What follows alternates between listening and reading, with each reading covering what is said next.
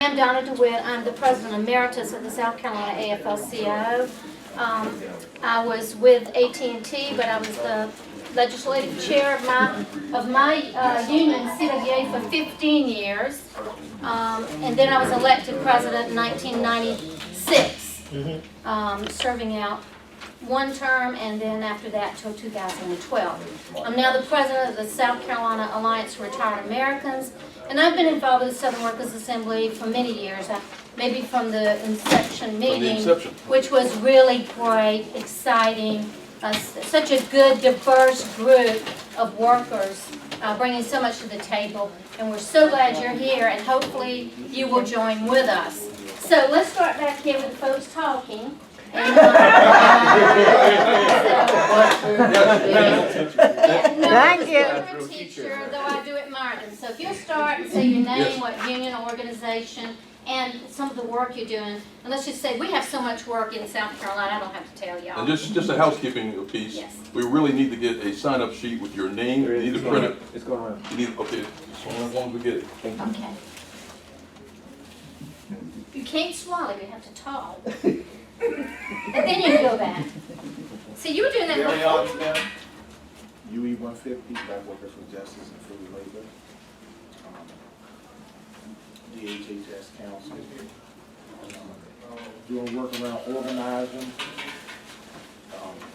justice on the job, social activism, many other things.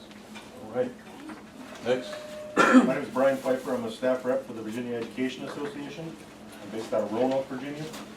We represent teachers, bus drivers, cafeteria workers, and a lot of other workers within the Virginia public school system. And also my union is the Virginia Professional Staff Association. And I'm also originally from Wisconsin. So we're in solidarity with the Southern Workers Assembly in South. Thanks. All right, giving everybody less than a minute now. Keep going. Michael Speciale with Teamsters Local 61 out of Asheville, North Carolina. I'm a shop steward, and right now I'm focusing on building solidarity internally with rank and file members. Donald Quick, UE 150, secretary, also I guess organizer for members to join at the job. Nathan Mayo, UE 150, North Carolina Public Service Workers Union, member of the Durham City Workers Chapter, Black Workers for Justice, Group Led Singing Ensemble, and we're working on issues of police brutality, discrimination on the job, the access to education and access to jobs in municipal sectors and environmental justice issues. We're going to go back to Mr. Bernie here. His mouthful. Probably a bad time. I'm Lawrence Moore. Not Bernie, okay. Yeah, and I'm been working with the Southern Workers Assembly. I'm not unionized. I always wanted to be a union member, and I worked on two campaigns to try to unionize polio plants in Blythewood, South Carolina. And I also work for Bernie Sanders in South Carolina. Rick Scott, Free Labor Singing Ensemble, Black Workers for Justice. Wife's in the OSU union. I'm a long-time supporter of all unions, and glad to be here.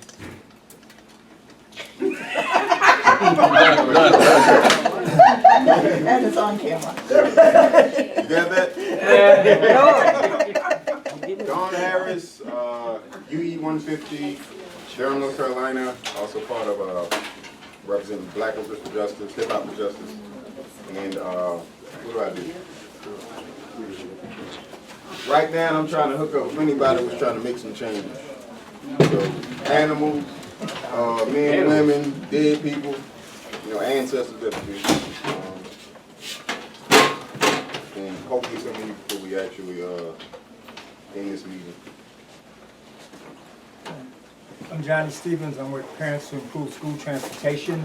It's a coalition of Union 1181 parents working on disabled and general ed students, general students for transportation and civil rights.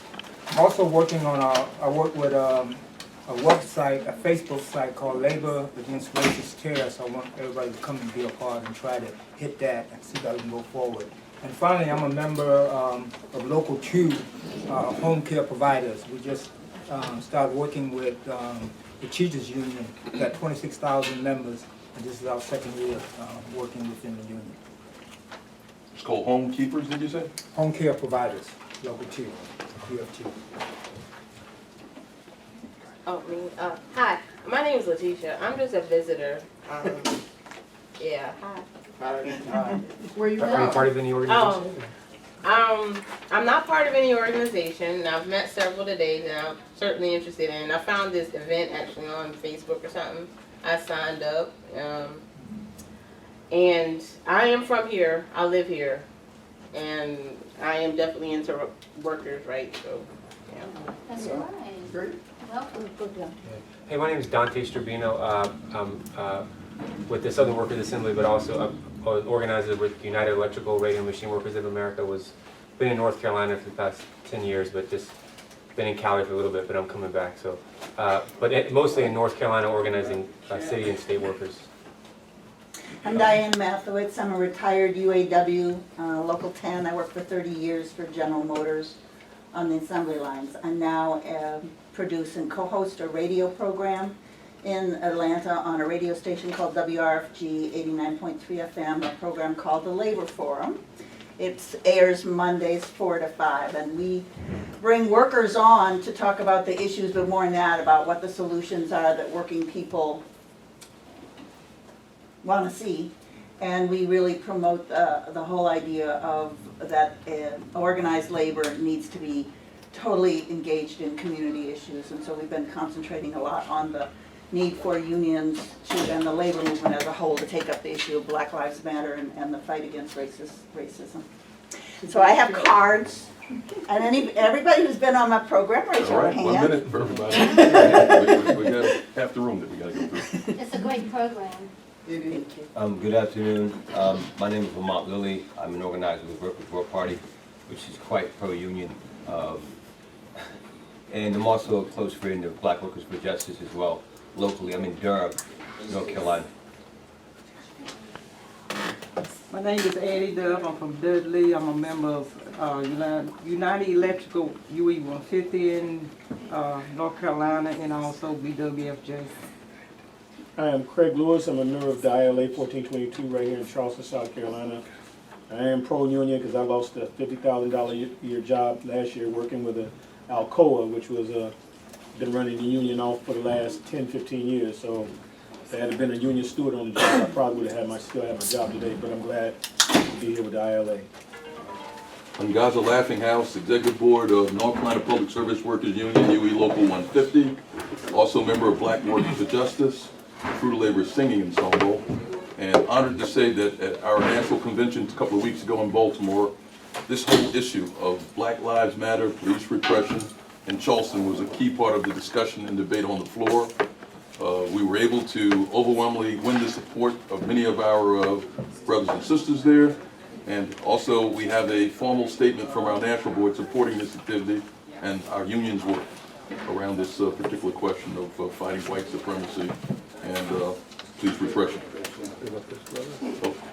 My name is Dennis Orton. I'm a member of Black Workers for Justice and a national field organizer with UE.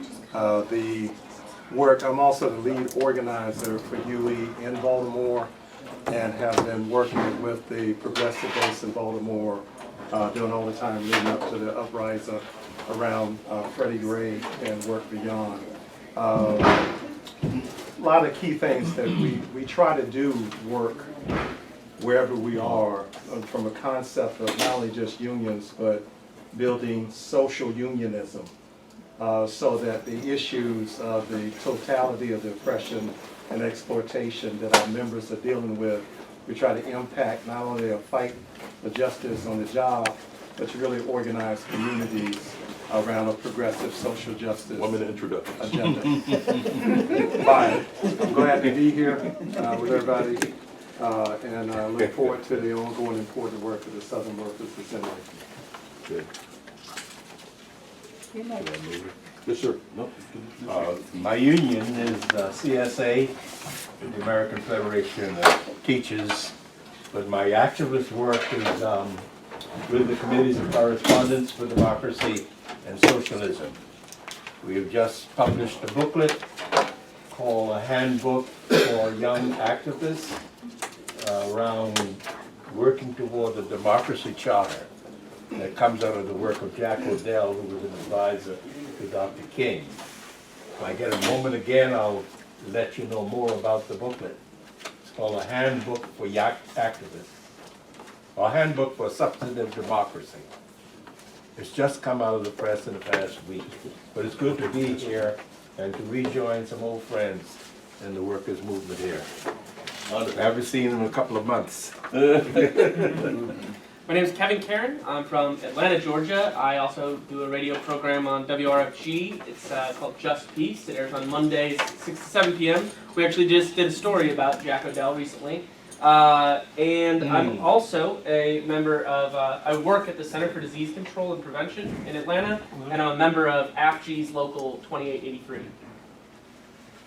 2883. What's your first name again? Kevin, last name Karen.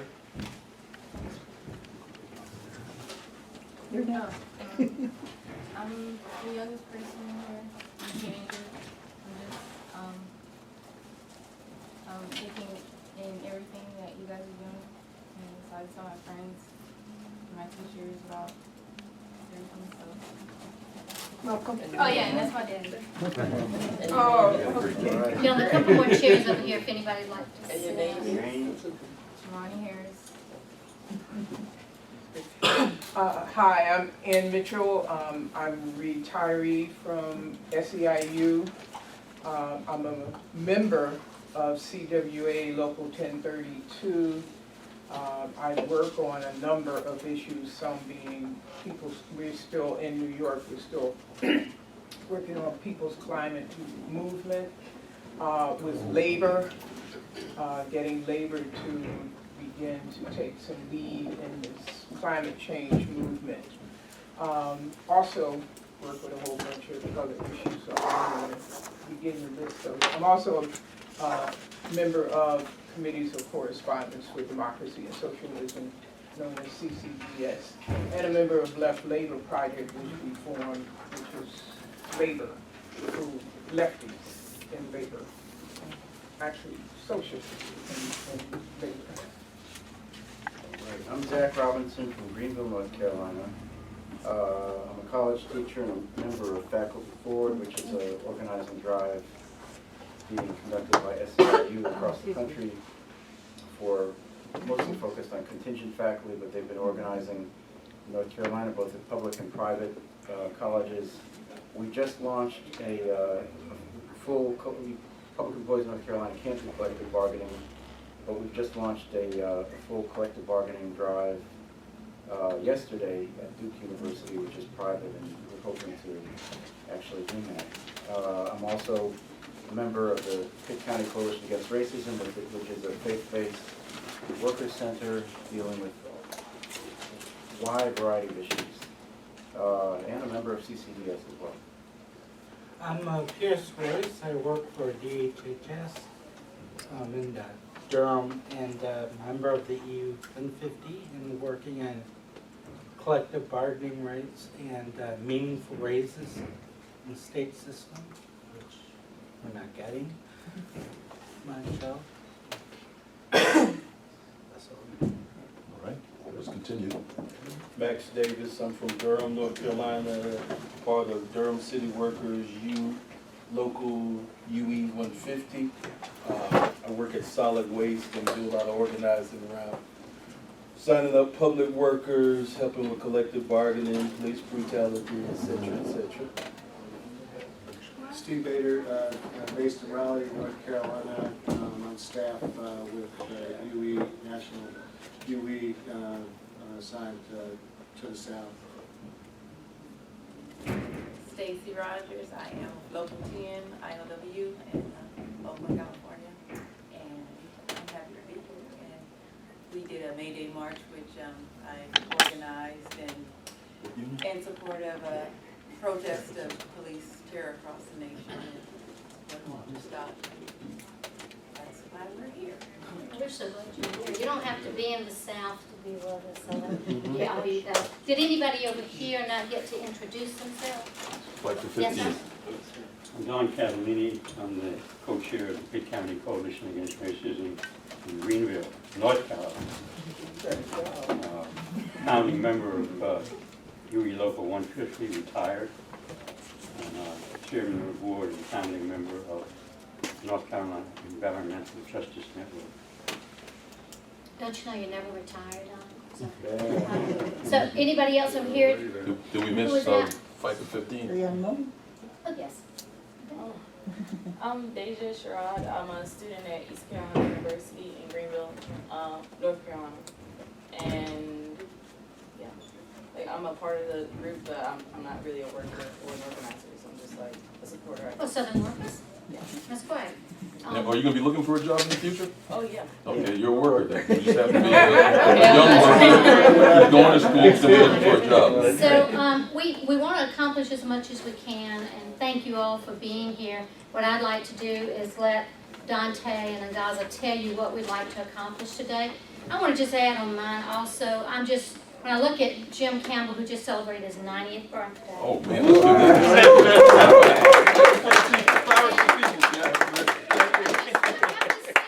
I've been to his house before, and one day I was, Ann will tell you, Ann Mitchell will tell you, he feeds you vegetables. And I was looking at this thing on the wall, and he came over and was doing his spirit. He said, that's when I was training for Malcolm. And I said, what? He said, oh yeah, I trained for Malcolm X. And I was like, wow. So he has a long experience, and he's done such a remarkable job in Charleston of addressing many of the concerns that we're talking about, and he continues to do it at age 90. And I want to thank Ann too, because Ann, is from New York, and I'm also a member of the committees of correspondence. Yeah, I'm also a member of the committees of correspondence, like with Zach and Ann, and of course, Mr. Campbell, introduced me, and it's been a wonderful opportunity. So now I want to turn it over to you two. Yeah. On that note, we're going to try to really discipline ourselves. Don't want folks to go more than a minute, in terms of some of the comments. We're also want to hear primarily from the 9 unions that are represented here. And we want to learn more about the work on the ground that we're doing and how we, try to figure out how to pull it together. Not just around an empty slogan, organize the South, but we got to pull it together around the whole question of what strategic organizing, campaigns, needs do we have as we try to organize workers in the least unionized portion of the region of the United States, which is the South. So on that note, want us to read a very important piece that's been put together by one of our members and co-founders. And I want to thank all the founders of the Southern Workers Assembly here while the piece is being passed around. And would like, on Jim's birthday, I'd like him to start off reading it, as Jim can, the first paragraph. Okay, thank you. And we're going to keep going around the room as we read each paragraph. And thanks for the honor. The Southern Workers Assembly, SWA, has thus far functioned as a loose network of local unions, organizing committees, working centers, and labor support allies, seeking to build and organize the South's rank and file infrastructure and social movement. I have one question I want to ask everyone. Do y'all think we should discuss these points point by point or read the whole piece and then discuss it? What's your thinking on this? Any comments? Read the whole thing? Okay, then we come back. You get a sense of it. All right, let's go into the next paragraph. The U.S. labor movement is divided and fragmented into 2 federations, independent unions, worker organizations, and worker centers. It lacks a labor organizing and political strategy to empower the working class against the capitalist system and its structures and policies.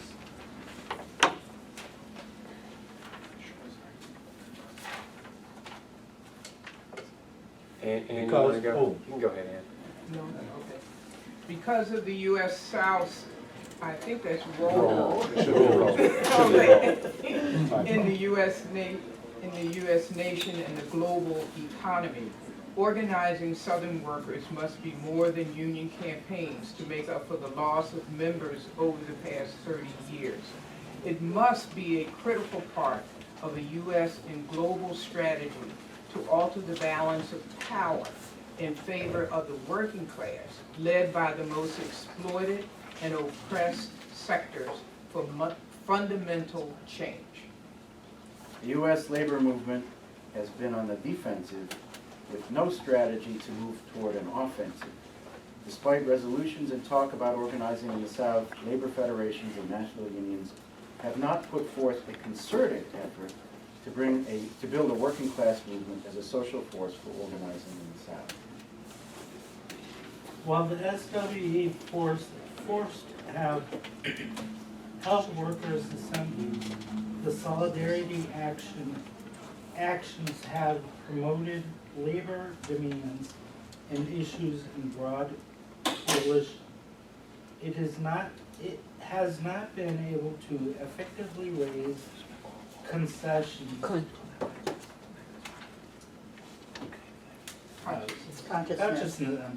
Consciousness and launch a direction and campaign to build workers' power in the South. To build an infrastructure of working class-led social movement to organize labor in the South, the SWA needs to focus on building a Southern Labor Congress. This would require prioritizing, educating rank and file workers about the importance of building workers' power, which is a missing emphasis in most of the social movements, even the trade unions, the training of organizers, the development of resources, and the development of independent working class-led political action. The SWA needs a 3 to 5 year plan to organize a Southern Labor Congress. An SWA functioning coordinating committee with a clear division of labor is needed. SWA CC members need to be part of SWA member organizations and meet in person 3 times a year. A workers' school is needed on organizing in workplaces, building labor and community allies, on the role of the South in the national global political economy, building workers' power, and why a Southern Labor Congress. The basic orientation and training to develop worker cadre with an understanding and commitment to carry out the work of the program has been a missing part of the worker SWA. Worker cadres become a vital resource for carrying of work with many challenges and much less resources that the national unions and many get the foundation, many of the foundation in the groups. The SWA needs an agitational campaign to help popularize a movement for a Southern Labor Congress and to organize the South. The SWA could launch a Southern Workers' Power campaign. Southern Workers' Power can help capture the imagination of workers about exercising workers' power and help them to envision having the power to change the system. This is not the emphasis of the U.S. labor movement. The campaign needed to establish a selected charter and tactic that listed all employees in the various locations. Storm workers were less than $15 an hour. Held impacted at targets, local chamber of commerce, city council, temporary agencies. A campaign could have or to provide a $15 starting wage for all workers, a worker voice, repeal workers' rights laws, community control of these labor and community employee agreement and environmental justice. All right. I know everybody has digested that whole piece already. But would like folks to address the various points raised in this piece. As you know, some of us have had some discussion surrounding this. And we want to broaden the discussion, get your input, get your thinking, and whether or not you think it lays out some real practical steps, like workers' school, like some united action campaigns, and also certainly moving towards building a Southern Labor Congress. Those are 3 key points, I think, that it raises. then it raises some sharp analytical pieces about what the state of the labor movement is right now, is the debate whether or not we're going to support Hillary Clinton. We have to have some sharper thinking and want the discussion to start, and we're going to use the go-around. We're going to use what we call the go-around. We're going to get everybody to churn in on this about comments and thinking and ways we can refine this piece. And if you don't agree with it, let's debate it. Going to start right there in that corner. You look so content over there. Also, if you have not signed the sign-in sheet, if we could get it back around so folks can sign it. Brother Bryant? Yeah, we got it, yeah. I really want to hear from those folks that want to really engage in helping us build this Southern Workers Assembly. We don't want to just talk to be talking. We want people to talk who want to be engaged and take on some assignments. Brother Bryant? I was going to speak to some of the political points in here. Yeah, did you agree or disagree with, or did you think some of the analysis? Yes, absolutely. I've only been down in Virginia for a year and a half, and I definitely, coming from Wisconsin and so-called northern unions, where in the last 4 years they have decimated unions. There's now right to work for less in Wisconsin, as well as no collective bargaining. Well, there is, but it's virtually nothing like it used to be. And the strategy was the Southern strategy historically used in the South. And the labor unions up there didn't know about that a lot because they weren't connected to the South. And in solidarity with you, otherwise they might have been able to fight that more effectively. So absolutely, I agree with this. Can we leave that door open so we get some air?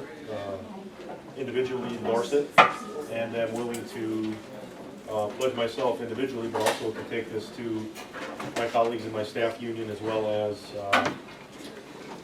organizations I'll be meeting with in Virginia over the next few days and weeks. Yes, brother? Well, I like the idea when it says not a 3 to 5 year plan. That's more like showing some action about it, not just stand around talking about it. I'm sorry, can you speak louder? Can't hear you. I say I like the idea when it says about 3 or 5 year plan, because it means y'all, it's more about action gonna happen, not just stand around talking about it bad.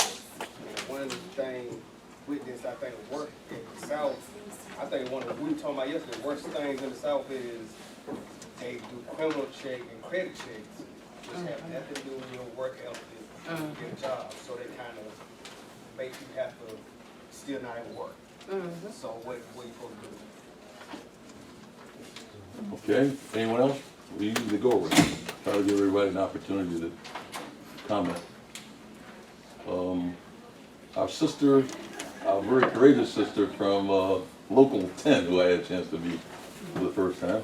You have any comments and thinking on this piece? Well, I mean, I definitely agree, we need to organize, but what I find that's even hard at our own local is that you can get our own members engaged, let alone a coalition of labor across the board. So it's really difficult. I mean, we're trying, and I agree with all the effort.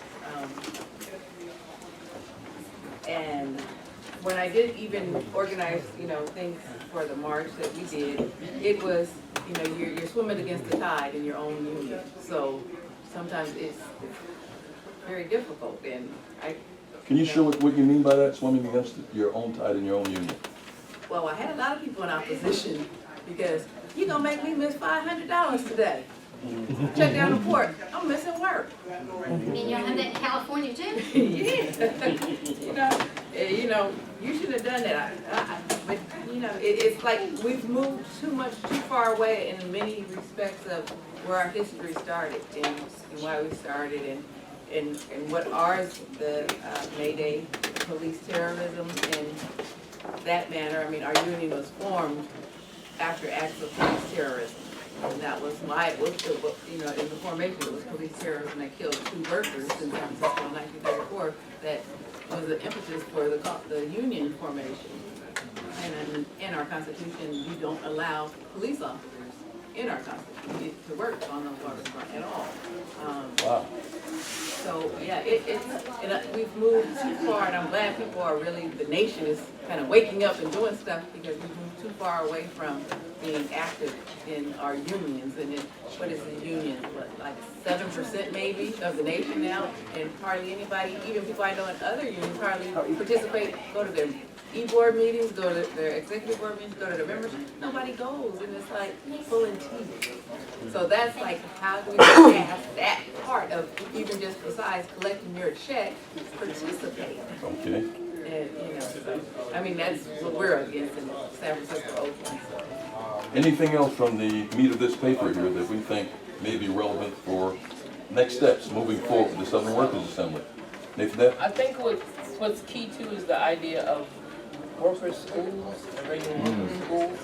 I know the one that was years ago was very good that we had here in South Carolina. But even in lieu of that, you know, it's important that we do that because workers, I mean, there is no union education going on anywhere. And so preparing for that, I think that what we can do concretely is when we go back, when we do have our union meetings or our worker organization meetings, is to begin to take off little pieces of labor history and have those discussions in our union meetings. One thing that we were trying to do in our City of Durham union meetings was take an article or a flyer or something about labor history and just go through it very briefly in the meeting, have a little bit of labor education in our meetings. But the idea of working schools is desperately needed, and particularly for young workers and older workers. Brother Jim? Yeah, I want to piggyback on that and the reading of the document. As I look at the document, it's heavy on form, and it's heavy on, in labor terms, traditional labor economic issues, which lends itself to the problem in labor, which is business unionism. This attitude now that we have in this room, and this mood of the movement meeting in Charleston, is moving toward the old, early, radical CIO of civil rights unionism. And I hear you asking for that in this. It's the relationship between not only the form, but content. That's a unity. And you ask for content in paragraph 7 and in paragraph 10. Now, I want to take this opportunity to show you, this is the work we've been doing for the past 3 years on just this discussion that comes out of what Jack Odell raises in his democracy charter. He has 10 points, not as a prescription, but as a point of departure for work, for organizing, for instructing the movement going forward, and putting into operation a labor school. I would suggest that you form a relationship with this union. In the South, you don't have a stronger black organization of working men and women than this ILA in Charleston that comes out of the 3 years after the Reconstruction period and the Civil War. That history, I think we're at the point now. You have black and white coming together in Charleston.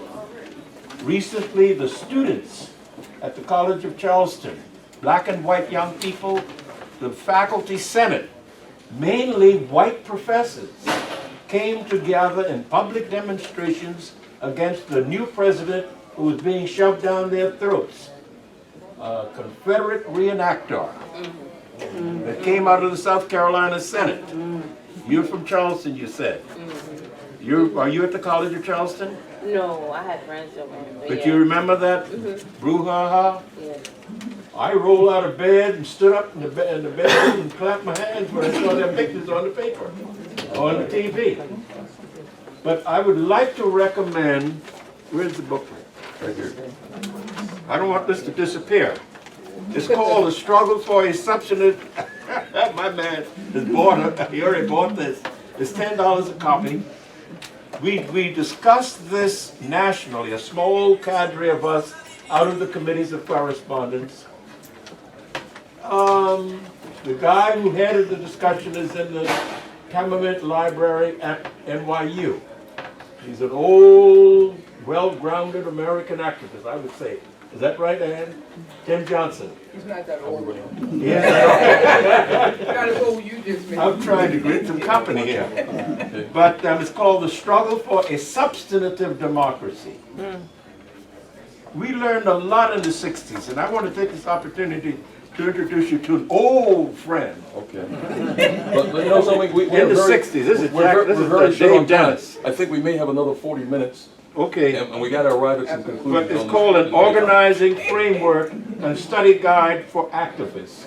I would recommend this as the beginning of your school content. It's radical, and it grounds you in relationship to the labor movement, and it builds on what Michael Honey talks about, what Martin was talking about in those last speeches, and what the movement was raising. So this is Dave Dennis, who was active in the South in the 60s in CORE. I have a couple of these. I'll give you my card if you want to get copies, and I'll be happy to get them to you. We got Shafia. Thank you. We got to keep this conversation rolling so we can allow folks some opportunity to share their thoughts on the paper. Can y'all hear? I've got the door. Yes. Yeah. We get to speak louder. I just wanted to add, just to build on Brother Jim and Sister Nathan's comments about education. One of the things that we found in Black Workers for Justice in North Carolina is a real importance that there has to be clearly the labor-based, class-based education, trade union education, but we also must, within that education, connect it to the larger struggles about power, environmental justice, environmental racism, because many times workers get either the shop steward piece, the workplace stuff, which we need, and we get the labor history, which we need, but we don't get it connected with the other half of who we are in terms of our existence as Black workers or Latino workers or Southern workers, and so folks don't relate and understand that all of that connects with each other and impacts what happens in the workplace and how workers have a clear and vital role outside the larger movements that's happening. The second point was just that the Black Workers for Justice has established an education partner called the Communiversity that we are putting a greater amount of emphasis on in this period, and we are going to be, and have already started, but building worker schools. We want to work in partnership both with ILA 1422 and any other community and workers organization in the South in building the kinds of activist schools in training leadership. We are workers ourselves. We are not quote unquote expert scholars or whatever, but we are outreaching to folks. So part of our archives is some sisters who are come out of the political prisoners movement, as well as the head librarian Johnson C. Smith. So there's some academic, they're it's worker-led, but they're all parts of the movement who are coming forward. And so we just want to put the word out that this is happening. And when you see Communiversity, heads up, it's folks coming, and we want you to be a part. Now, just based on what's been said before, we're trying to move this discussion forward. There seems to be consensus on the need for a Southern workers' school. If you're tied to a workplace organization or union, raise your hand if this is something that you think we need to move forward on. Now, if we need to move forward on it, we will need a committee. We will need a committee who's going to work on, an education committee to work on pulling this school together. I think we have Zach. Okay, but we want people to volunteer, and we need them to put their name on a sheet of paper that Brother Dennis will hold, or Sister Shafia, better yet, since she's tied to some of this education work, if she can get that list of names and numbers for those that are interested in working on the Southern Workers Assembly Education Committee. Is there anybody else? I know we had Zach. I would like to volunteer. I just talked to Comrade Brother Saladin Muhammad last night, who wanted to be here and who has worked to try to help work the Southern Workers Assembly. He asked me to put out his name in the event there was some consensus on the importance of the worker school coming out of this gathering. He said he would like to work on an education committee. So I'm just basically trying to put that forth to the body that Brother Saladin. I second that. I'm going to send a sheet around. Okay, good. Just but want to let we folks want to know make that sure we tie Saladin is into also workplace-based organizations, worker organizations and unions. And we certainly need someone from ILA 1422 to be a part of that. This would make a great school, you know, for us to have classes during that school. So who can make that commitment from ILA 1422 to be on these calls? I'm interested in knowing more about Leonard. He said he wouldn't be able to. Mr. Campbell will probably tell you. Let's check with Leonard. Yeah. Leonard is the best contact. Yeah. Yeah. So let's put Leonard's name, we'll contact him. As far as the building would be available. Yeah.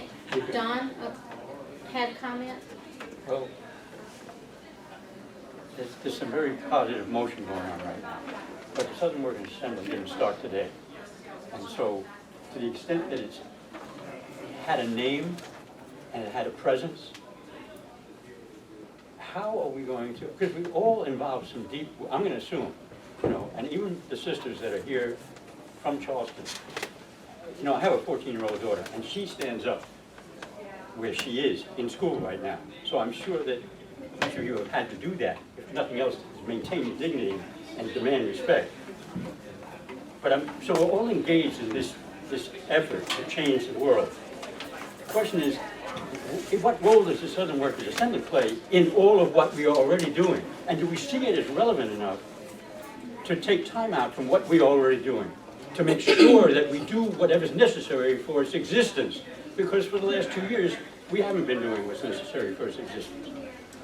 Can I address, I'd like to address the paragraph and maybe answer some of Don's questions. Okay.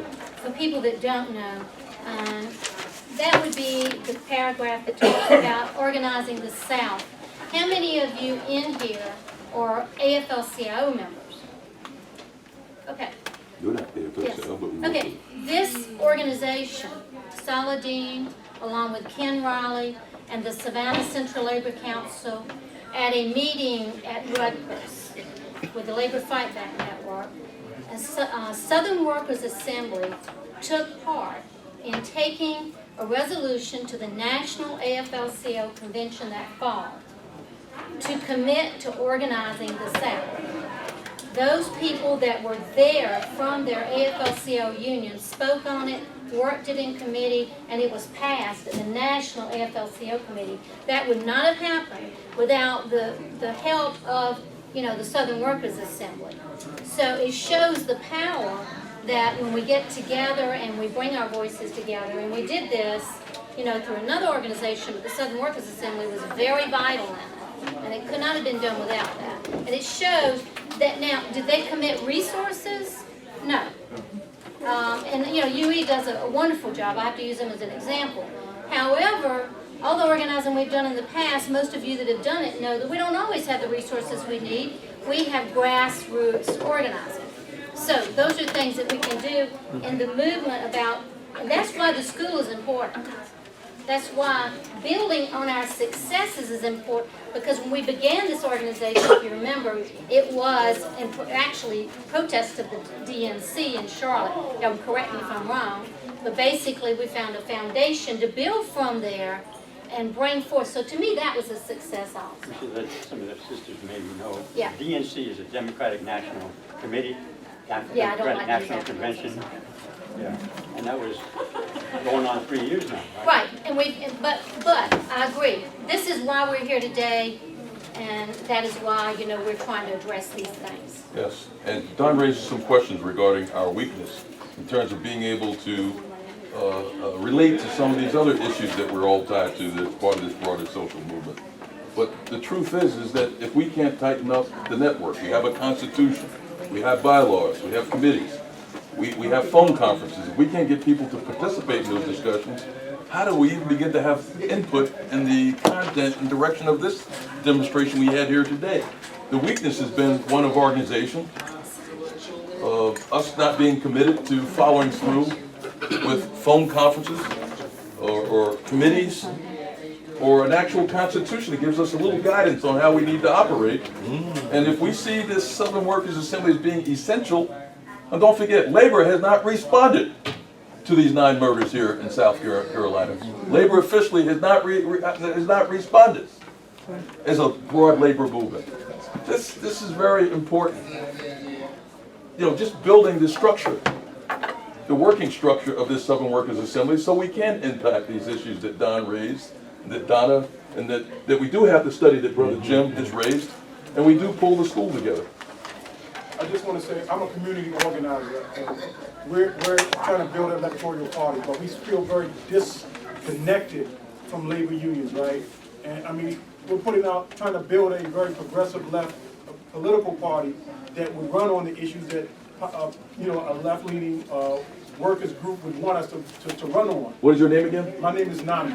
I'm from Maryland. We're building something called the Ujima People's Progress Party, right? And it's a black workers-led electoral party.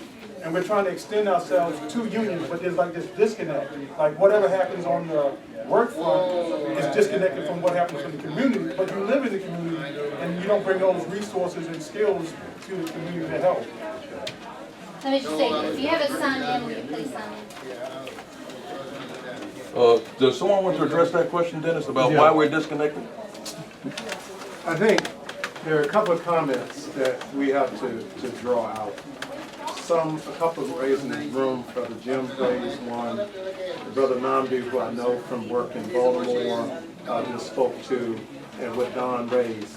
We have to understand really a perspective of capitalism and its nature, and understand the impact on the working class and for who we define as the working class in this country. The working class, people look at in terms of black folks and any issues that impact the black community.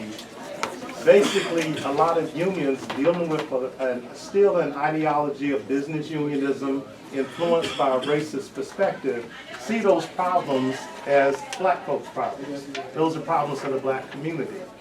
I want to reach out to what Jim raised earlier about this term, civil rights unionism. I used the term earlier, social unionism. What we need to understand is about the importance of worker schools is really educate people really what political economy of capitalism has done to the multinational, multi-ethnic working class. Most of the impact, Brother Freddie Gray was a part of the working class. So to the extent that the issue of police murder, we need to understand that that's an attack, as the brother raised, injury to one is an injury to all. That's something that all issues of labor need to take up. Some of us talk about that as a part of national oppression.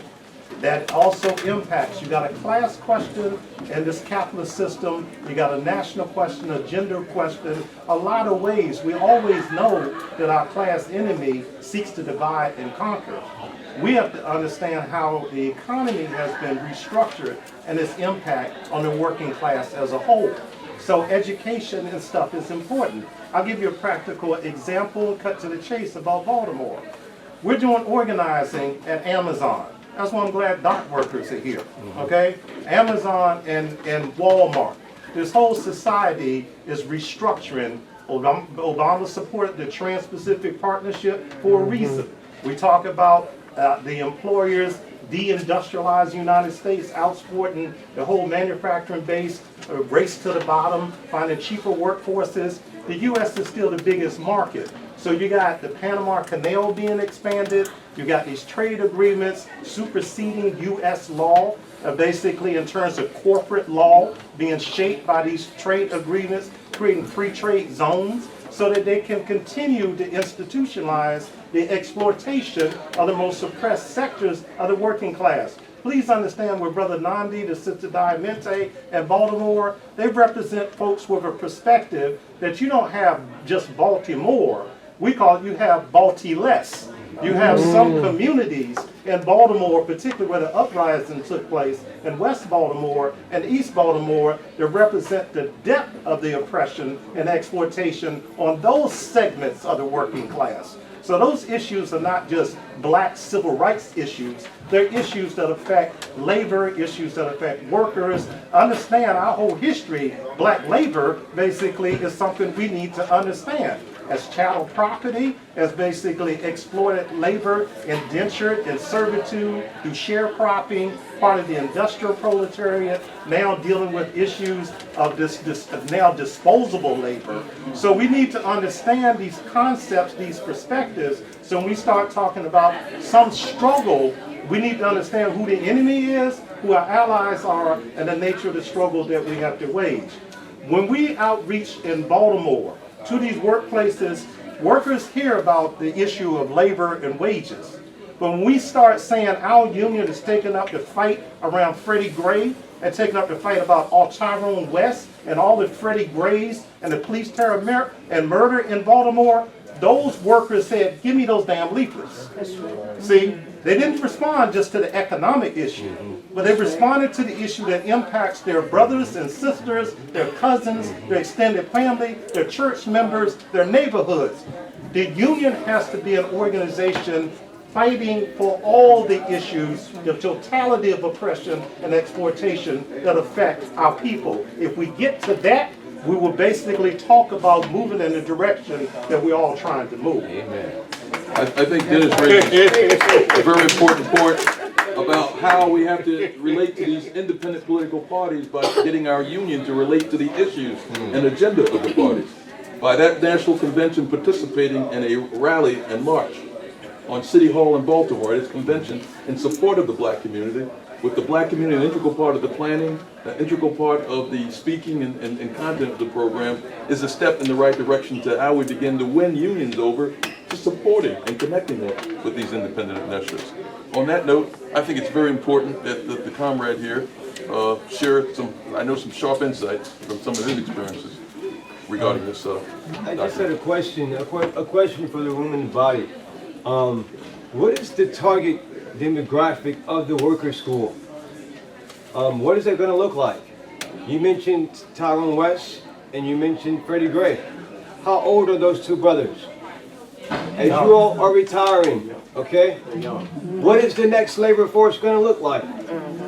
Mind you, the young man underneath that exit sign over there, many of his peers and my peers have no idea what a union even is. As we're entering to a workforce, there is no union, no structure there for us.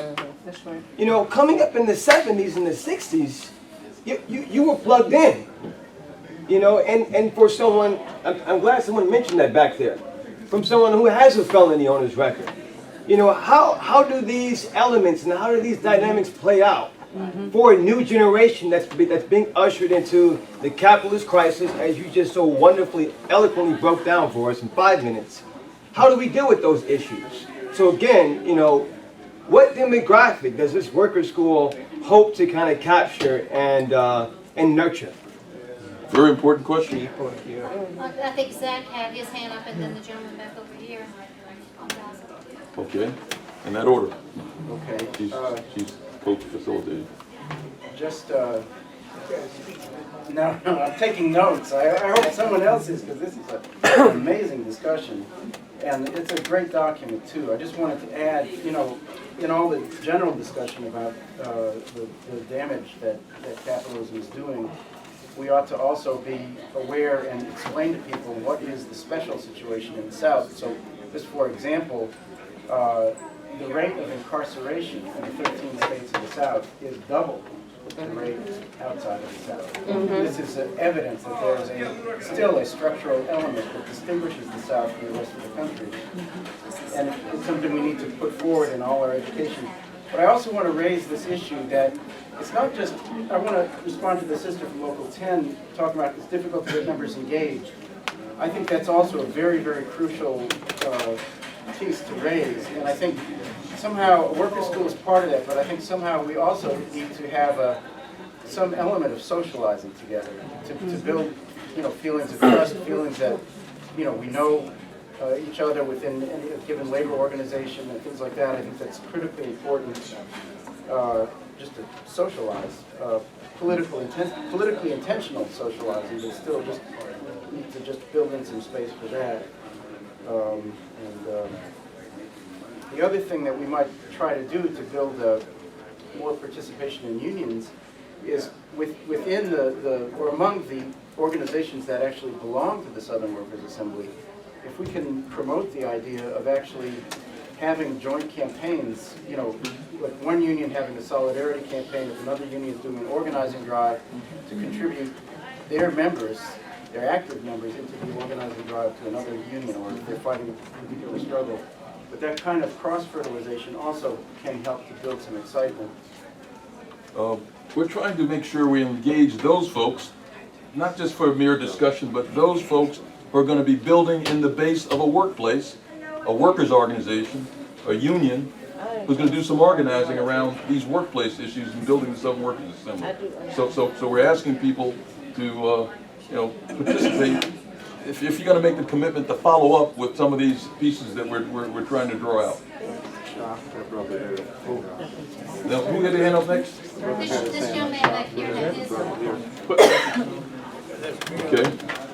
I didn't expect to say much today, but basically, I think some of the discussion that I'm hearing here is the kind of discussion that I don't hear in my workplace at all. When I joined this, I worked for this big government organization, CDC, and when I joined, I had to seek out the union. That's my stuff. I had to, so I emailed somebody, waited a long time, emailed again. Finally, I found out. Okay, I go join the union. Find out I'm not a bargaining unit employee, and I can't be. And there's a bunch of reasons that I don't understand for that. But to come off of what you said as well, the young people at the workplace, the people my age or younger, all come in as some kind of fellowship position or contract position, and they're not even talking about labor relations. I mean, they're not even talking about how to get a full-time employee position, or even asking the right questions. And so I'm totally down for anything that's educating. The other thing that really bothers me is the people who are most willing, everybody my age or younger, is really grateful to have a job because it's a pretty good job, and they're really grateful, so they don't want to ruffle any feathers, they don't want to upset anybody.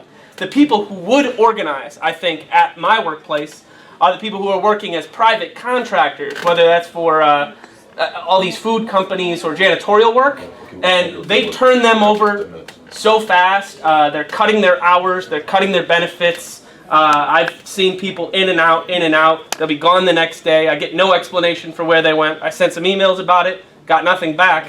So I'm interested in this last point, listing all employers in the various locations, starting with workers less than $15 and fighting for that $15. So, my union says it only works for this small group of people on the campus. It doesn't even look at the private contractor workers on campus, and I would want to be part of something that was going to look at that. I want to just say before we ask the sisters to speak, we have 10 minutes to anchor people to some tasks.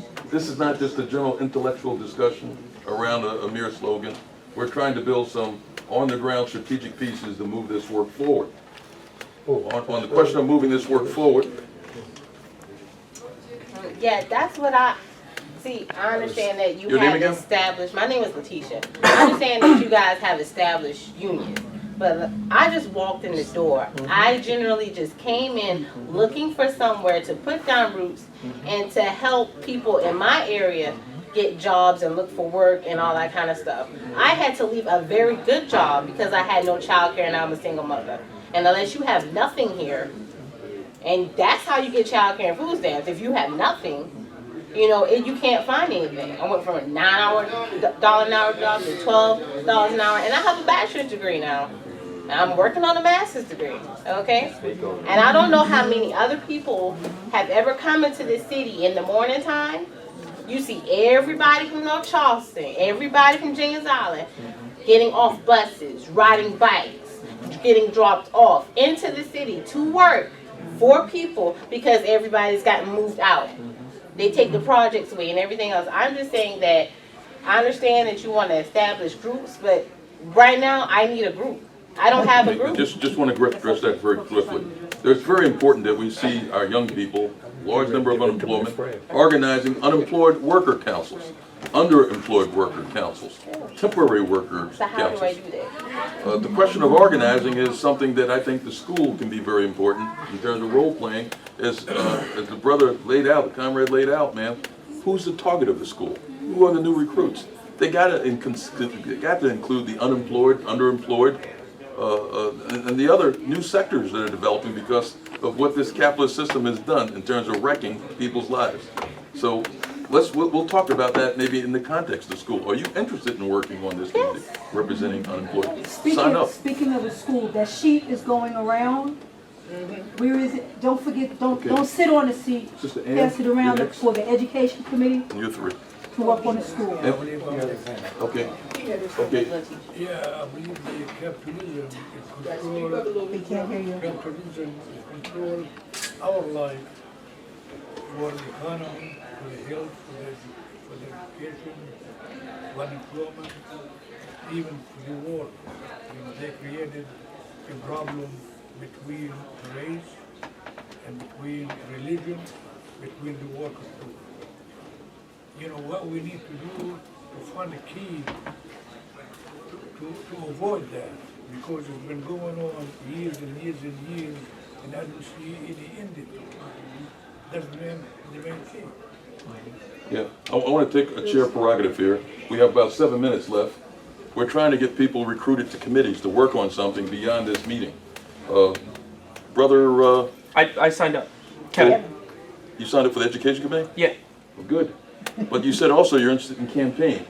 How many of y'all are interested in this campaign where we make a list in our areas of employers paying less than $15 an hour and begin doing some educational work? There's a national movement underfoot, Fight for 15. I know our union has adopted it in some of our workplaces. They're in the public sector and private sector. You know, we got to figure out ways to tie into these broader trends that are bringing results. Y'all know we've had victories on some of these campaigns. Who would be interested in that? We got brother from the Ujima party. You going to speak to it? I mean, I'm whatever needs to be done. If the Okay. committee gets Now, involved. can someone circulate a sheet of paper for the developing and organizing campaign for 15? We have this brother, we have you, and I know UE 150 is already tied in. That's 3 right there that can convene that discussion. Way to raise up folks from Virginia. And if you didn't get to sign your name, please remember. Okay, now who wants to be a part of that campaign committee, the campaign around 15? We got 3 so far. Can someone circulate that? Can you circulate it, brother? Yes. Make sure you get his name and number, phone number, email, and then we're going to speak, once this meeting closes down in 3 minutes, who will convene these conference calls to follow up on this. Any other matters we need to follow up, Dante or Nathanette or Dennis, on this question before we close this out? Just a comment. Yes, sir. In terms of the young woman raises a question of urgency. We all have multiple urgencies, but we have to also frame our urgencies in the context that we're working with a process, and that our urgencies will not be resolved in the time frame of our needs. Oh, that's an important point. That's a key piece in organizing a movement and putting together the long process of education and struggle and mobilization. Well, It's called revolutionary patience. I think Brother Campbell, man, put that. Let's try to close this up. We have so far. We have a education committee. We have a campaign committee. People working on the campaign, and you're going to follow it. I'm going to meet with the people coordinating these lists with me, so we can at least follow it up. Can you make sure he gets it, the other person, so it takes one thing off me? The third piece, we got to recruit more people to the central or coordinating committee of the Southern Workers Assembly. It would be good if they're based in workplace organizations, such as the Fight for 15, or the Teamsters, or the Teachers Union. Would like to, those folks who are interested, to wait 2 or 3 minutes after everybody departs, to have that discussion about what that might take on your part. Because we got to have a face-to-face coordinating committee meeting to make sure we follow up on all this. Any other points I could have missed? Dennis? Yeah, brothers and sisters, we just passed out a copy of the Constitution and bylaws of the Southern Workers Assembly that Brother Don Cavallini raised. There's history to this body. The question is, there's been a failing on the follow-through. There's an issue, anytime you get a gathering of folks, we generally have a lot of initial interest in structure and program and people assuming the lead the task. I will basically raise that this is a renewed effort to really reconstitute the Southern Workers Assembly, given its initial embryonic beginnings doing the DNC in Charlotte a few years back. But one of the things that we learned from that effort is that despite issues of projection of proclamation about the AFL-CIO talking about a resolution to organize the South, and folks working even sister raised in unions, a lot of times the national leadership of a lot of unions don't want to touch these issues in a real way. So what we're trying to do is create space, sister, for individuals like yourself. Capitalism tries to atomize everybody. It tries to fragment everybody.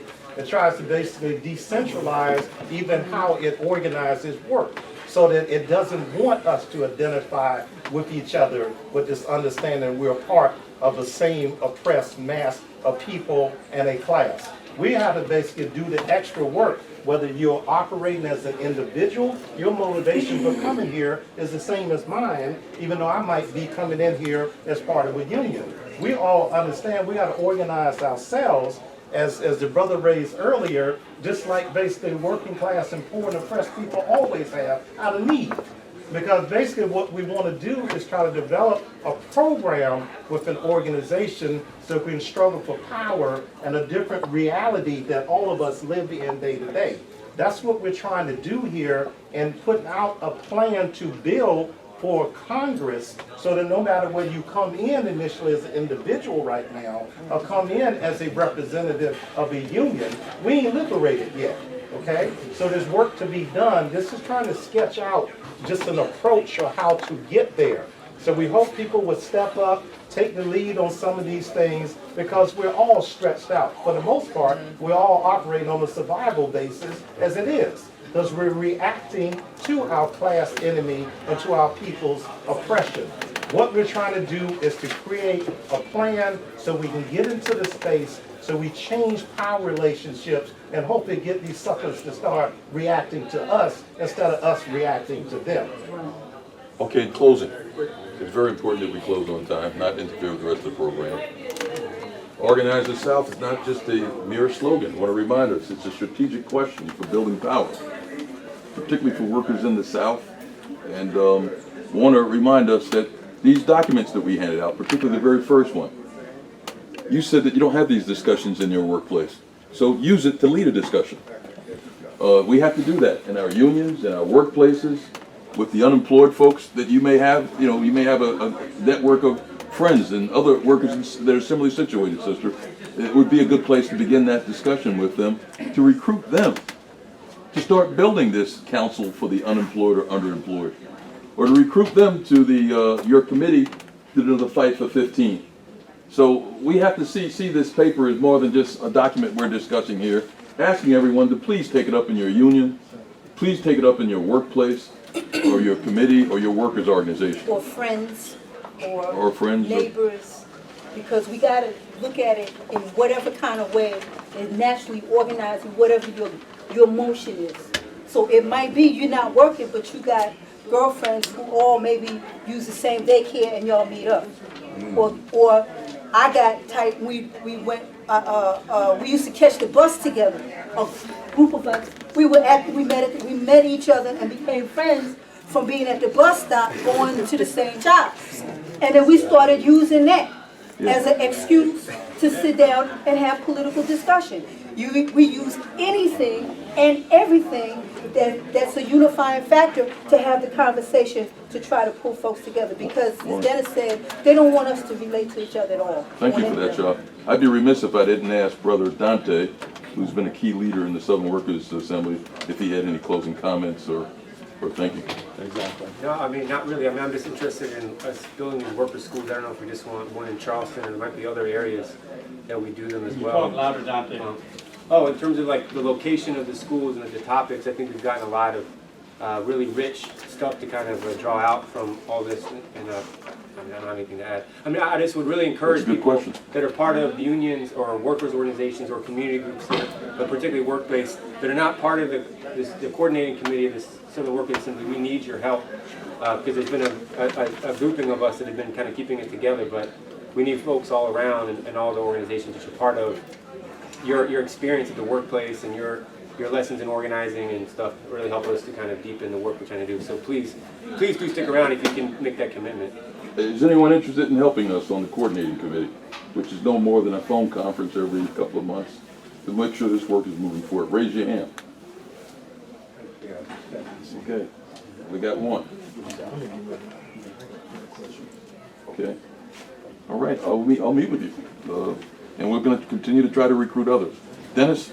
Yeah, brothers and sisters, this is spoken We're trying to close out. as an organizer, okay?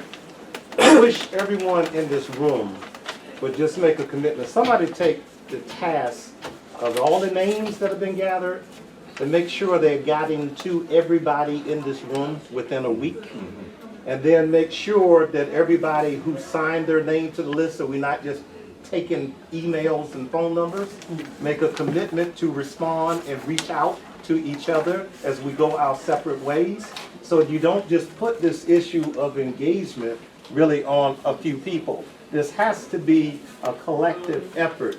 We need to understand we're trying to build grassroots power. We're trying to build from the bottom up. So even though we're here for a reason, there's some importance of structure, but we all got to take more ownership of basically making sure that plans at these gatherings get carried out.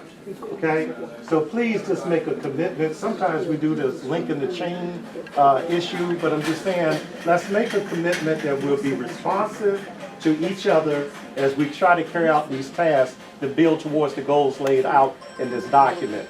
Otherwise, it becomes a concept and a good idea if we don't step forward and do the work. Okay? It's pretty hard to hear when people are talking next to you. Okay, Sister Ann, where's the Diane, then Ann? I just wanted to mention that this radio program that we do in Atlanta called the Labor Forum is really an effort to uplift and elevate the struggles that you're doing and to also do some of this educational work we're talking about. So besides being on air, it is also archived. We have a Labor Forum YouTube channel. So if you are ever on the program, you are archived. Your interview is archived. Ozzy is producing a video that we're going to put on that Labor Forum YouTube channel of this conference. So I just want to say there's so many obstacles for us to stay connected. And we do have a few. This radio station, we have the internet, we have YouTube channels. So if you have that access, if you're producing something too, please let us know because we'll share them. We'll share. Thanks again, So Sister I have Diane. a card in case anybody wants one. Give me a couple. Sister Ann Mitchell? There are several committees that are coming out of this, and each committee will probably end up with a point person. Right. And that the point person for each committee should be sent out to everybody who is here with their contact info. Because maybe somebody didn't sign up for a committee right now, but by the time they get home, think about it, may want to. Right. And want to know to whom they can Thank you for that valuable contribution. We're going to do that, Sister. Thank you. All right. On that note, we're trying to adjourn. We want to thank everyone for coming out for this revitalization of the Southern Workers Assembly. And we hope that people will follow through with these commitments so we can really get to the things. Southern Workers Congress. Yes, in 2 or 3 years. I want to talk with the brother from the Ujima Party. I think he raised some good points. And Don has a comment. Number, website, email address. Yes. Dante, can you give him the www. Southernworker.org. Southernworker.org. I want to thank everybody for coming out to this very important meeting, but for the sake of respecting the rest of the program, let's just give ourselves a little applause here and swing out to the next month's activity.